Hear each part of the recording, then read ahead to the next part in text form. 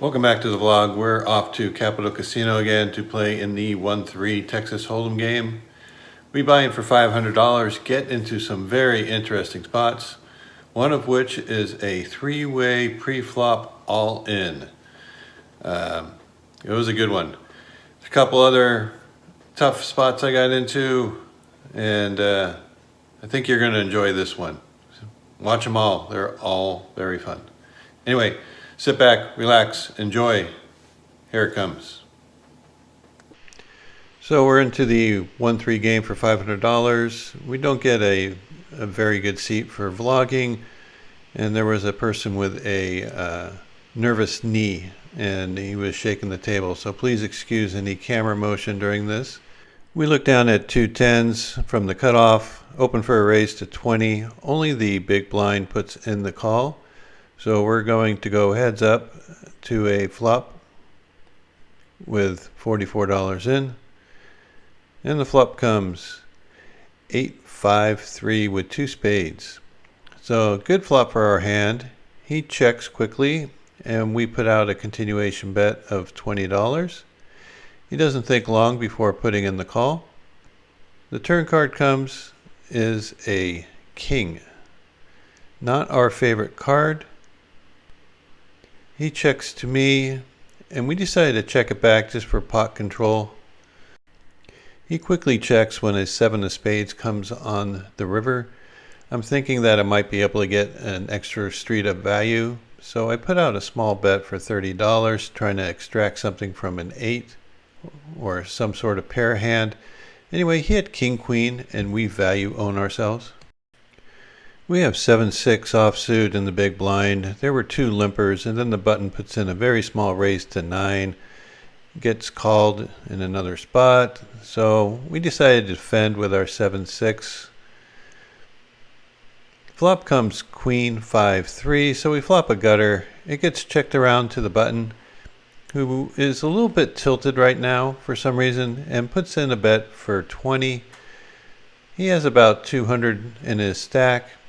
The small blind also puts in the call for the 20, so I decided to take one off, trying to hit a gutter. Maybe make a play if some scare cards come up. Turn card is a 9 of diamonds, so now we have a double gutter. It's checked to me, I check it, and now the person on the button also checks behind, so I don't really think he's very strong. River card is the 8 of diamonds, so we make our straight, but it puts up a backdoor flush. Now the small blind decides to lead for $27. I was originally put them on some sort of queen. I decided to put in a raise to 80, trying to get some value out of a hand like a big queen or maybe 2 pair. It's folded back to the small blind, who puts in the shove for about $220 more. I guess maybe they had a queen with a diamond as a backup, so maybe something like a queen 10 of diamonds or a queen jack of diamonds. Anyway, I ponder it for a while and realize that I am more than likely beat here. So I end up putting in the fold, and the player was kind enough to show his hand, and he had the ace deuce of diamonds, which gave him a gut shot on the flop, and he made runner for the backdoor diamonds. The table's starting to get very active. There is a $6 straddle and one player who limps in. He's the player from the other hand who I think is slightly tilted. It's folded to me in the cutoff with ace 10 offsuit. I decide to try to isolate him and raise to 26. It's folded back to the straddler, who is a active player, and he puts in the call for the 26, and so does the original limper. So we're going to end up going 3 ways to a flop of 10-8-6. So we flop top. The initial straddler puts in the check, and now the limper leads for $60. He has about $140 behind. Normally I would probably call here, but I really don't want to entice the straddler to come along and get a draw in cheaply. He is the type that would definitely call with all sorts of second pair, third pair with a gutter type of player. So I put in the raise to 160, trying to isolate this player again, who most likely has a pair of tens, maybe a hand like Jack 10, 10, 9. I don't put him on two pair because he led into me the way he did. So I'm thinking it's more of a one pair hand. The straddler ends up folding, and now the player who limped is in the tank. He's talking to me like saying, do you have queens or jacks? What do you got? And I didn't think he would fold the top pair, but he ends up saying that he had a 10, and he decides on mucking his hand. So we take this one down with not much of a battle. We're in the hijack with two nines and open for a raise to 15. Player directly behind us puts in the call, and so does the big blind. So we go three ways to a flop with 45 in, and the flop is 8, 6, 7 with two diamonds and one club. The first person checks. I bet 20, and they both quickly call. So I'm a little concerned, but I have an overpair with a straight draw, and when a blank three of clubs comes on the turn, I know I have to continue, and I'm going to continue on a little bit larger scale. So when it's checked to me, I decide to put out a bet of $80. Even though the three of clubs seems to be a total brick, it does put up a second flush draw, so I do feel a need to protect this hand a little bit more. So an $80 bet gets the person behind me to fold out. The big blind is a very active player and is likely to call with just about any one of his draws or made hands. He puts in the call, and now the river card comes, and it is a jack. I had some concerns that this jack might have hit him. Hands like Jack 9 or Jack 10, especially the diamonds or clubs type, would have definitely have called on the flop and the turn. So when he checks to me, I'm just going to check it back, taking down my showdown value. He shows 5-6 offsuit, so I win this with a pair of nines. I open for a raise with 8-8 suited in middle position. The cutoff calls, and so does the small blind. So we go three ways to a flop with 45 in. The flop comes 8-6-5. Good flop for my hand. It's checked to me, and I checked it because I was watching the player behind me, and he seemed to enjoy that flop, and I decided just to slow play my hand. He bets 35, the other player folds out, and with top pair, top kicker, I'm not ready to give up this hand, even for his larger size bet. Turn card is a jack of spades. He leads again, this time for 40. It seems very value oriented, but I'm still not sure whether he's drawing, so I put in the call. The river card comes as a jack of diamonds, which gives me top two pair, and he continues to bet, this time for 55. And my gut is telling me that there's something wrong here. Maybe he flopped a set. Maybe he had the flush draw with like a Jack 10 of clubs or Jack 9 of clubs. I just feel like I'm beat. I'm getting a very good price though. There's $250 in the pot, and it's going to cost me $55 to call. There's so many draws that missed. I decided to put in the call, and he ends up showing 4 jacks. So we ran into quads. No fun. We pick up 2 tens in middle position, open for a raise, 215. End up getting 2 callers, one from the button and one from the blind. And we go see a flop of King 9-7. It's checked over to me. I decide to put it in the bet for $20. I get one call from the blind, and we go heads up to a turn of a 5 of clubs. So the flush draw hits. He ends up checking, and I just check behind for pot control. There's a chance he has a king. There's a chance he has a flush. The river card comes as a 4. I'm just going to check it back. He shows Jack 10 for the double gutter on the flop, and I take this down with a pair of 10s. There's a $10 straddle on this pot. There were two players who limped in from late position. I looked down at King 7 of clubs. Normally this is a fold, but in this particular lineup, I don't feel anyone has anything strong to be limping in late position, and I just need to put in a big bet to take this. So I raise to 50, and they all quickly fold, and we make a quick $44. Here we have another straddle pot. I'm in the hijack. It's folded to me, and I open for 20 with my aces. It's too small of a size. I should have bet at least 25, but I wanted to get some action, and since it was folded to me, that's what I did. Anyway, we end up getting a lot of action. We had 4 other players that were interested in playing the pot, and the first 2 players checked me on a Jack Deuce 6 flop with 2 spades. I got 2 aces with the ace of spades. I decided to bet 50. I need to protect my pair and get some value out of this hand. First 2 players behind me fold, and now the big blind puts in the call for the 50. He's a fairly good thinking player, and I need to be a little bit careful with him. Anyway, the turn card comes, and it is a queen of spades. Now, this isn't my favorite card because it puts out the front door flush. He could possibly have a hand like Queen Jack, but when he checks to me, I decide I need to protect my hand still. I have some outs with my flush if I'm beat, and I bet $75, and he thinks for just a moment before giving it up, and we take this one down. We look down at 2 kings in the small blind.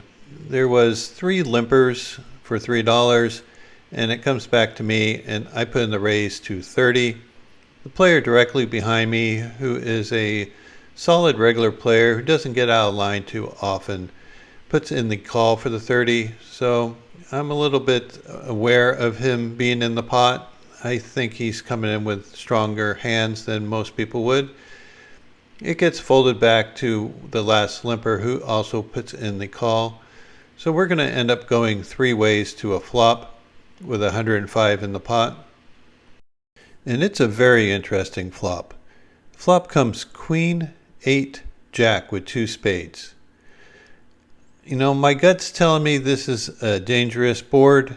I decided to check, and now the person behind me puts in a very large bet of $100. He has about 150 behind. The other player quickly folds, and now it's to me. I'm pretty sure he's betting purely for value, so the type of hands that I'm putting him on are the obvious ones of pocket queens, pocket jacks, maybe one of the 2 combinations of queen jack suited. Pocket 8s, I'm not even sure he would have called pre-flop with that particular hand. And then there's possibilities of hands like ace jack of spades, king jack of spades, ace king of spades. I look back to see if I had the king of spades. I don't, so I'm not blocking the flush combos that he has. So I'm losing to all his sets and 2 pair hands, but I'm definitely crushing hands like ace queen, which there are 12 combos of, and the ace jack of spades or the king jack of spades, which I am ahead of, but he has decent equity. So I'm really thinking this is a coin flip mathematically with the ranges he could play in this manner. There's $100 of dead money already in there. So, you know, my gut's telling me to fold. The math's telling me to put in a call. It's a very tough spot to be in. In my mind, it's a jam or fold type of situation, and I flipped a coin in my head and decided on just to go with it and go with the jam. He snap calls, and I asked him if he flopped a set, and he said no, and I had a little gleam of hope until he shows me that he had pocket aces. The run out was no help, and so the aces takes this pot down. Humans don't listen to their instincts. You need to trust your gut when it's telling you something. I'm under the gun and put in a $6 straddle. The undergun +1 opens for 6. The middle position player puts in the call. The low jack raises to 20. He is the type of player who likes to raise with hands like ace blank suited, especially when he raises to the sizing of 20. I've seen him do it several times so far today. It's folded around to the person in the cutoff who puts in the call, and I look down at 2 tens.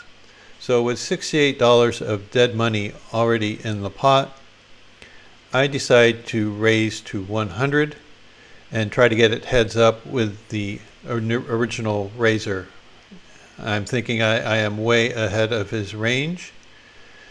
And after I put it in the raise to 100, the player to my left folds, and the player in middle position shoves for his entire stack, which is $321. He seems to be a solid player. I don't put him on a hand like jacks or better. I'm thinking that the type of hands he would do this with are possibly nines, or more likely he has hands like ace queen and possibly ace king. After he jams, the original raiser makes a reluctant all in as a call, and he has $224, so there's going to be about a side pot of about $200 if I call. I really feel I'm ahead of both of their ranges. I'm kind of hoping that they both have each other counterfeited with their cards, and I don't think I have much of a choice here. For $221, I can win a $900 pot, and I think I'm the favorite. So when it gets back to me, I just put in the 221, and we're going to go 3 ways to see a flop with 2 players all in. In my mind, I'm saying no ace, no king, no queen. Just keep those 3 cards off the board and I will be happy. Dealer starts to put them out, and right in the window is a king of clubs, followed by a jack and a 3. The player who shoved all in for 321 shows ace king. The other player had ace 7 of spades. So I was way ahead of both of them going into this. I ran it through the calculator afterwards and found out that I had a 53.6% edge. The ace king had a 33% chance. So this one stung a little bit. I'm in the big blind with ace 9 offsuit. There's a late position limper, and then the button puts in the raise to $10. So I defend with my ace 9 from the big blind, and so does the limper. We see a flop of 4 queen 9. I check it, the late position player checks, and now the button puts in the bet for $15. I'm not ready to give this hand up, so I put in the call for the 15, hoping that he doesn't have much. The turn card comes as ace of hearts, which is a beautiful card to see. I check it to him. If he didn't have a queen, he might bet this ace, but he ends up checking it back. So I believe he has some showdown value, probably a hand like king queen or queen jack. And when the river card comes as a blank, I put in a pot-sized bet, polarizing my hand. He's seen my last couple of hands where I got my kings cracked and my tens cracked. So he can think I'm spewing here. He thinks for quite some time, and he really doesn't want to call. I think that he just feels like he has to call because, do I really have an ace? Do I really have a hand like king queen or queen jack beat? He finally puts in the call, and I take this one down when I show him the bad news of my 2 pair. And it's nice to finally win some chips back after those last couple of hands. A very active player straddles for 15, and I'm on the button with queen jack suited. It gets folded to me. I put in the raise to 45, and we go heads up with the straddler, who, as I said, is very active. The flop comes 9-4 deuce with 2 spades and 1 club.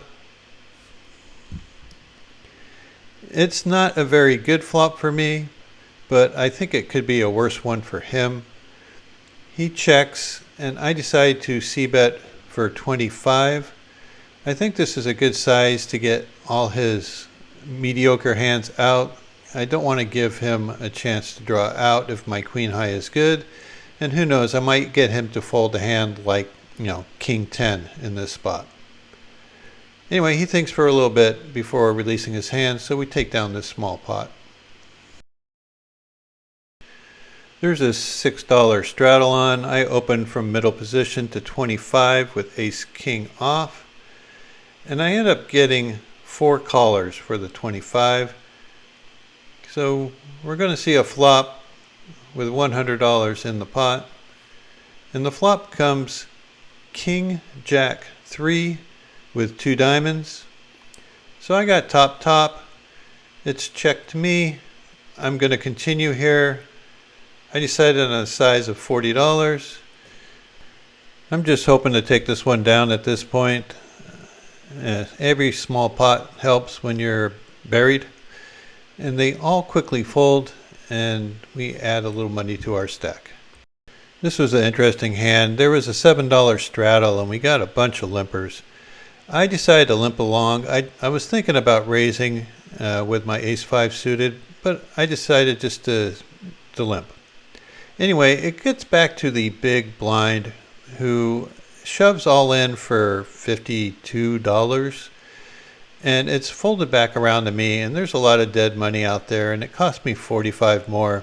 And I got ace-5 suited. I'm going to go see it. I was going to raise to $50 anyway if I decided to raise with my ace-5, so I figure this works out just as easily. So we're going to go heads up to a flop, and the player's all in, and there's 136 in the center, and the flop comes 5 high, so I feel really strong about my hand. Turn card's a 4, river card's a 9, and he shows ace queen, so he had me really crushed before the flop, but I ended up sucking out on him. The player opens for a raise to 15 from under the gun +1. He gets 3 callers. I look down at ace queen of diamonds in the big blind and decide to go for a squeeze. So I make it 90. Once I get by the under the gun raiser +1, I feel good, and the rest quickly fold, and I take this one down. There's a $6 straddle. Player limps. I decide to limp with ace-7 of diamonds. It gets folded around to the small blind, who puts in a raise to 20. The original limper folds, and I call with my ace-7 of diamonds. Flop comes queen 5-9 with 2 diamonds, so we flop the nut flush draw. The small blind continues for 45. So that's a pretty strong bet. Normally you would do this with either a big draw or a made hand. I'm hoping it's a made hand, so if I hit my draw, I can get paid. The turn card is a beautiful king of diamonds, putting out the possible straight and, of course, the flush. So we have the nuts. He checks to me. I decide to check it back. And the reason I did so was because he is a thinking player, and if he made the straight, I want to make sure that he doesn't get scared of the flush. Not only that, if I had a queen, I would probably check back when a flush card or an overcard would hit. Anyway, the river card comes as a 4 of spades, and now he bets out 75. So I do think he has a very good hand. I spent some time trying to get a read on him to see how strong he was, and he seemed very strong. Feeling that he had a very strong hand, I decided to go for max value. So after thinking about it for a while, I decided on a shove for $360. My thoughts were that if he had a hand like Jack 10 for the straight, he would probably call. Even if he had a hand like King Queen or a set, it's hard for him to get away from this. We have a lot of history together. Earlier today, I did bluff him out of a pot. I never showed him that I was bluffing, but I think in the back of his mind, it was always there that I could have bluffed him. And now in this spot where my jam could look so bluffy, I think that he doesn't want me to get away with it if I was trying to pull one over on him again. So he thinks, and he goes into the tank for a long time. I put this on fast forward so you don't have to sit as long as I did at the table waiting for his call or fold.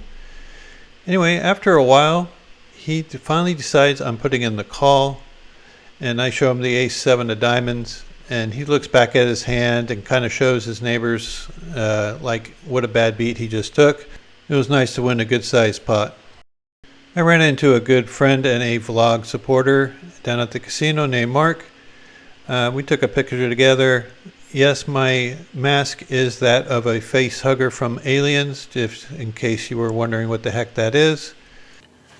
Thanks for watching. I appreciate your support, and thanks for supporting poker vloggers in general. If you have any comments or ideas of how these hands should be played, feel free to post your thoughts. Anyway, we'll see you next time. Good luck until then.